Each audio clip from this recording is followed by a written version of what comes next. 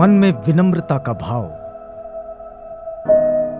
जीवन की प्रत्येक अनुभूति का चिंतन, चित्त की चंचलता की संयमित साधना, जीवन के अनित्यता की समझ निब्बाण के रास्ते खोल देती है। आज की बात।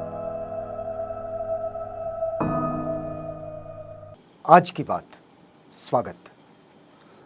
आप जानते हैं कि आज की बात में हम बुद्ध वचनों के मार्गदर्शन के आलोक में जो कुछ हमारे लिए आता है उसे हम अपने पक्ष में समझने का प्रयास करते हैं। और इसी कड़ी में अब हम आगे बढ़ते हैं। पिछले कड़ी में हमने आपको बताया था कि तथागत बुद्ध ने इस बात पर बहुत ज़्यादा गौर नहीं किया या फिर इन चीज़ों को नज़रअंदाज कर दिया कि ये संसार किसने बनाया, कब बनाया। इन चीज़ों पर उन्होंने उतना ध्यान नहीं दिया, बल्कि इन चीज़ों को नज़रअंदाज कर दिया, लेकिन ये अकारण ही नहीं किया।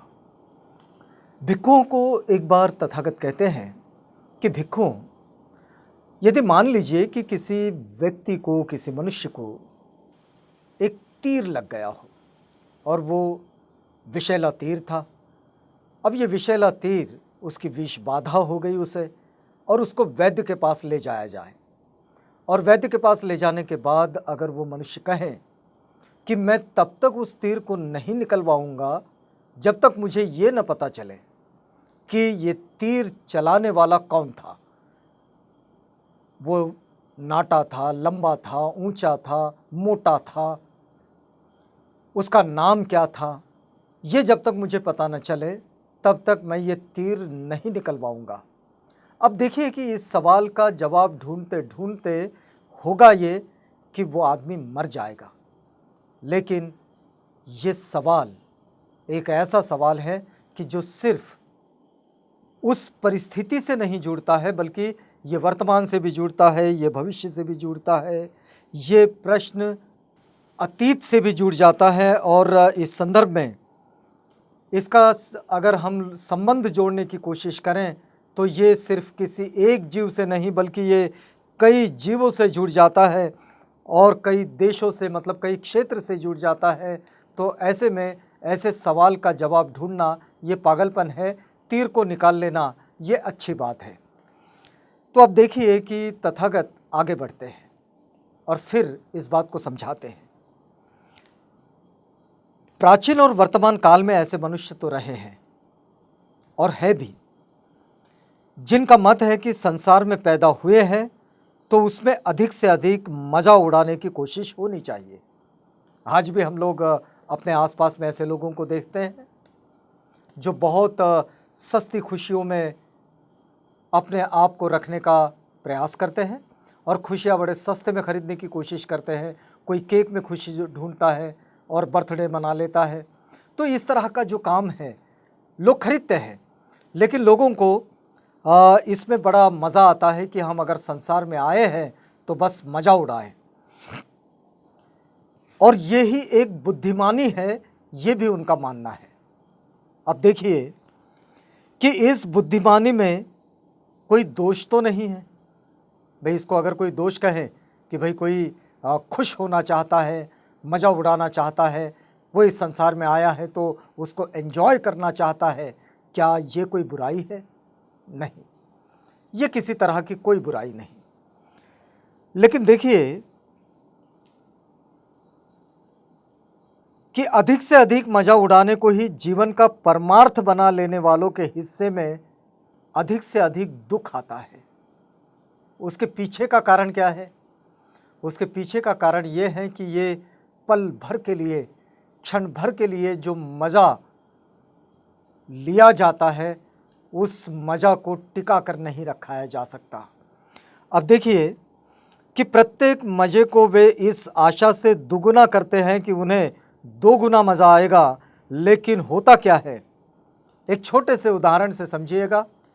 जो कोई बिल्कुल शुरुआती दौर में शराब पीना शुरू करता है तो उसको एक प्याले में बड़ा मज़ा आता है, लेकिन जब एक प्याला रोज़ पीने लगता है तो मज़ा नहीं आता।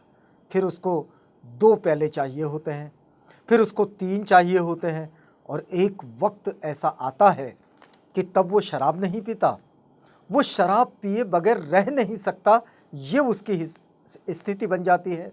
और इसको हम दूसरे शब्दों में कहें तो तब शराब उसे पीने लगती है। अब देखिए कि ये हाल संसार के सभी विषयों और मज़ों का है। जितने भी मज़े हैं पूरे संसार में, उन सब का यही हाल है। थोड़े समय के लिए विषयों के भोगने में तो कोई मज़ा नहीं रहता, और न भोगने में होता है दुख, महान दुख। अब देखिए कि कैसी दयनीय दशा होती है जब भोगों के पीछे अंधे होकर लोग भागने लगते हैं, और तब स्थितियां बहुत बिगड़ जाती है। अब कुछ लोगों का मानना यह है कि यह संसार मिथ्या है, ये है ही नहीं संसार। कुछ लोगों का यह मानना है कि रस्सी में सर्प का भान है, बस बाकी संसार कुछ नहीं है। इस मिथ्या भान को छोड़कर जो वास्तविक अस्तित्व है, सच्चिदानंद स्वरूप ब्रह्म है, उस ब्रह्म का साक्षात करना ही एकमात्र परमार्थ है, ये भी कुछ लोगों का मानना है। अब ये जो 6 इंद्रियां जिससे संसार प्रतिक्षण अनुभव कर रहा है, उसे मिथ्या कहे तो कैसे?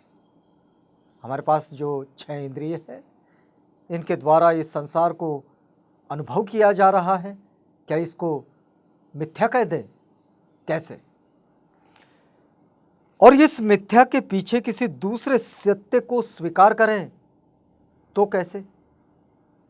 तो ये भी संभव नहीं है, उसका कोई आधार भी नहीं है।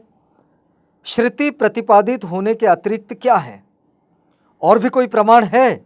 और श्रुति की प्रामाणिकता में क्या प्रमाण है? तो श्रुति की प्रामाणिकता में भी कोई प्रमाण नहीं है। अब संसार के भोगों को ही अगर परम परमार्थ मानने वालों को यदि हम जड़वादी और भोगवादी कहें, तो सांसारिक वस्तुओं को सर्वथा मिथ्या मानने वालों को हमें आत्मवादी या फिर ब्रह्मवादी कहना होगा। लेकिन बुद्ध का मार्ग इन दोनों में कितना अलग है, इस बात को समझने की बड़ी ज़रूरत है। तो बुद्ध का अपना वाद क्या है? तो देखिए, त्रिपिटक में संसार का वर्णन दोनों दृष्टियों से किया गया है, साधारण आदमी की दृष्टि से भी और अरहत या फिर वे जो दुख मुक्ति के राह पर चल पड़े हैं उनकी दृष्टि से भी, व्यावहारिक दृष्टि से भी और यथार्थ की दृष्टि से भी, और साधारण आदमी की दृष्टि से भी संसार में फूल भी है। साधारण आदमी की दृष्टि से संसार में फूल भी है तो कांटे भी है, सुख है तो दुख भी है। लेकिन अरहत की दृष्टि में संसार में सिर्फ दुख ही दुख है। 2 दृष्टिकोण है। साधारण आदमी की दृष्टि में संसार में सुख भी है, दुख भी है, और फूल भी है तो कांटे भी हैं। लेकिन अरहत की दृष्टि में सिर्फ दुख ही दुख है। अब देखिए, ये तो ऐसा है कि जैसे किसी खुजली के रोगी को खाज खुजलाने में मज़ा आता है। कोई खुजली का रोगी देखिए आप, वो रुक नहीं पाता है, उसको खुजलाने में बड़ा मज़ा आता है, और उसे जो मज़ा आता है वो मज़ा ना लड्डू खाने में आता है ना पेड़ा खाने में आता है। अब देखिए कि खाज का खुजलाना उसके लिए मज़ा है, सुख है, और खाज न खुजलाना, ये दोनों खाज होते रहने देना, ये कष्ट है और ये दुख है।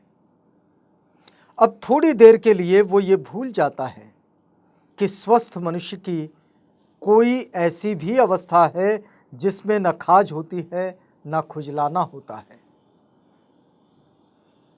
स्वस्थ मनुष्य के लिए इन दोनों चीज़ों का कोई मोल नहीं है। लेकिन जिसको खुजली है उसके लिए खुजलाना भी महत्वपूर्ण है, क्योंकि खुजलाना उसके लिए मज़ा है और ना खुजलाना बड़ा पीड़ादायक है, बड़ा दुखदायक है। अब देखिए कि खाज से पीड़ित आदमी के लिए खाज होना अवांछनीय है, और खुजलाना वांछनीय, ये ज़रूरी है। जो खाज से पीड़ित है और स्वस्थ आदमी दोनों से परहेज करता है। स्वस्थ आदमी के लिए इन दोनों चीज़ों का कोई मोल नहीं। न उसे खाज होना प्रिय है, न खुजलाना प्रिय है। साधारण आदमी के लिए संसार के सुख वांछनीय है, दुख अवांछनीय है। साधारण मनुष्य यदि उसको सुख मिलता है तो बड़ा मज़ा आता है, उसके लिए बड़ा ज़रूरी है, और दुख उसके लिए गैर ज़रूरी है, बिल्कुल नहीं चाहिए। लेकिन अरहत दोनों को एक दृष्टि से देखता है।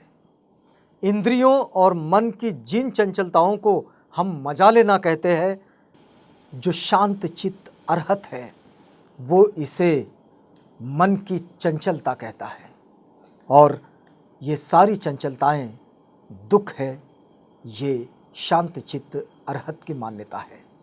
तो आज की बात में हम यहाँ रुकते हैं, इस बात को हम आगे बढ़ाएंगे अगली कड़ी में।